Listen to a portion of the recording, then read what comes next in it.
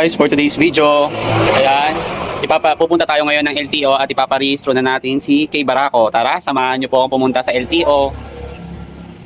Yan guys, nandito na tayo sa pa-emissionan. Hiningi na yung ORCR sa atin, papunta na tayo dito sa may table. Ay, dito pala.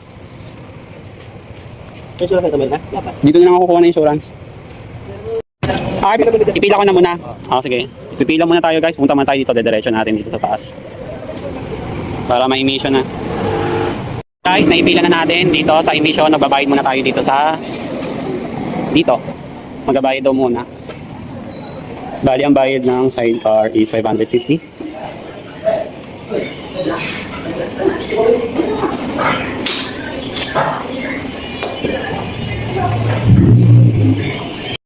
Ito po, ma'am.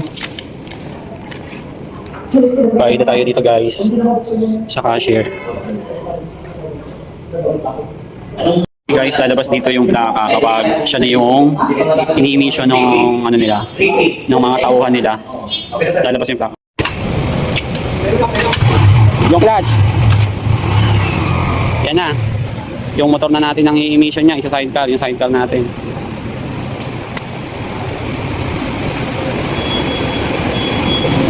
And guys, naka-line up ng ating sidecar dito sa emission.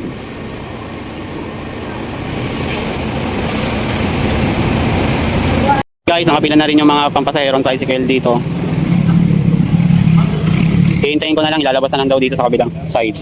Kapag okay na raw ang aking sidecar, pagpasado na siya dun sa pagkaka-emission. Nandito tayo sa STMP MBIC, Motor and Vehicle Inspection Center powered by LTO. Yan, nandito tayo. Paparehistro tayo. Yan guys, ayun yung plaka natin. 307 NCQ lumabas na. Bakit sa mga mas maganda yan doon?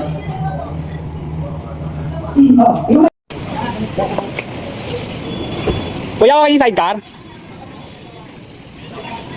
Asan po yung papel? Pasado naman po. Okay. Pwede ko na po ito hindi dalhin sa LTO, no? Ayan guys, nakalabas na tayo. Nakuha na natin ng first step. Nakapasa tayo sa emission. Ayan. Alis na tayo, punta naman tayo ngayon sa insurance. Tapos na tayo magpa-emission ng sidecar ng kulong-kulong. Nandito tayo sa may STM ba to? Dito sa may Paliparan. STM PMBIC. Under ng LTO ng emission ito. Pasado yung sidecar natin, okay naman. Ngayon, pupunta tayo ngayon sa insurance naman. Magpapa-insurance tayo. Tara. Yan guys, nandito tayo ngayon sa insurance. Kukuha tayo ng insurance. Dito tayo sa insurance. Pagkatapos natin dito sa insurance, tapos na tayo sa emission, pupunta na tayo ng LTO, pero uwi muna natin yung sidecar kasi walang parking dun sa LTO. Ang hirap ng parking, magmumotor tayo. Yan guys, may emission na tayo, may insurance na tayo. Bali ngayon ay pupunta muna tayo sa bahay, uwi muna natin yung sidecar kasi walang paparkingan sa LTO, mahirap mahanap parking. Uwi ko muna to. Yan guys, dito na tayo ngayon sa LTO Marikina. Tayo ay magpapa-rehistro. Dito na tayo sa LTO Marikina. Yan. Oh.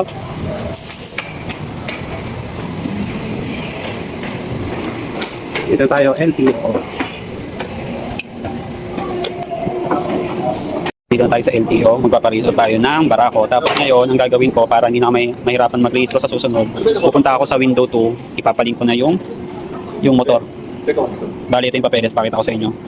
Magpapalink daw ng account, kailangan may photocopy ka ng driver's license, saka ORCR ng motor mo o kaya sasakyan mo.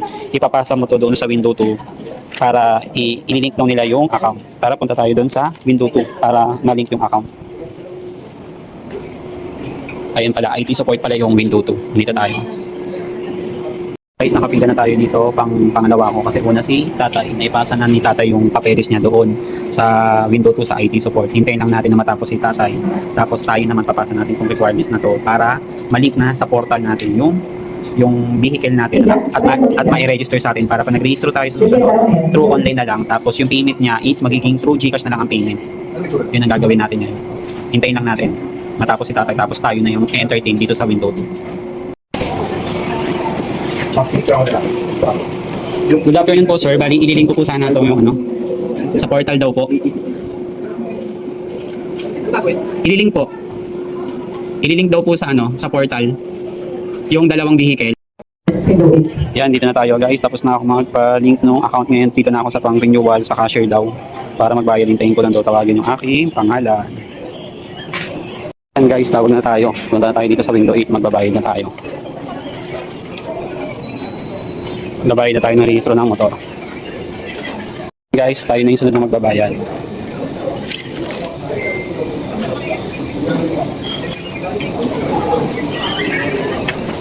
Ma'am, bago po, magkano babayaran? 772. 772. Magkano po yung naging penalty ko, ma'am? 150. 150. Free sidecar. Oo. Ito sa lang kayo? Magkano po? Dos. Dos?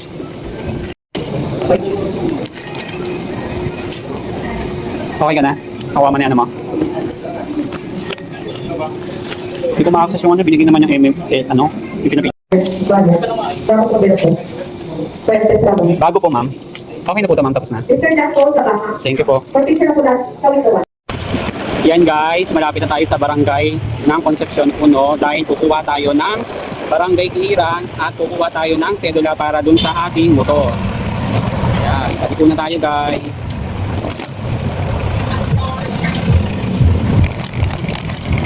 Yan guys, dito tayo sa Concepcion. Kapark lang tayo.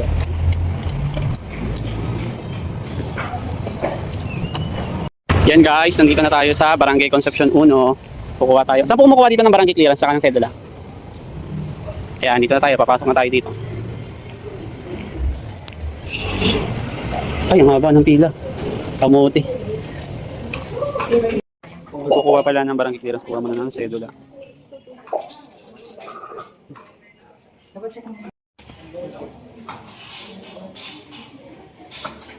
I think guys, yung ano nila dito. Nakuha po ako ng ano, nung barangay clearance para po dun sa driver po ng kulong-kulong.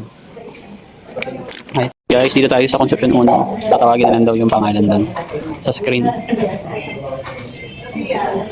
Yan guys, oh. Tatawagin dito yung number. Medyo high-tech yung ano nila dito barangay. Yan yung pangalan ko. Tatawagin na lang.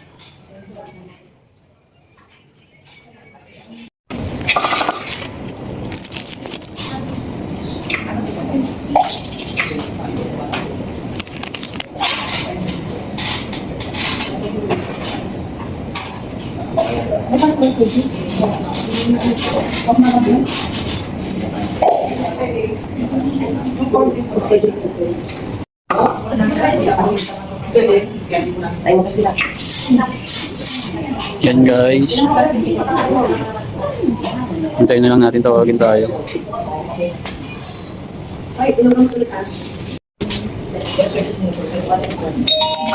Mark Joseph, please proceed to counter 4.